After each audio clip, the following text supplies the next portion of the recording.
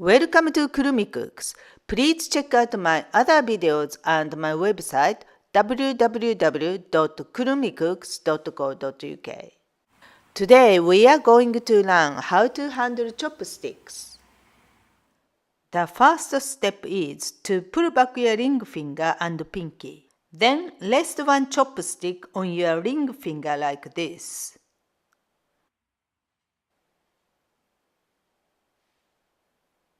And then rest the other chopstick on the middle finger. Now clamp the upper chopstick using your index finger and thumb.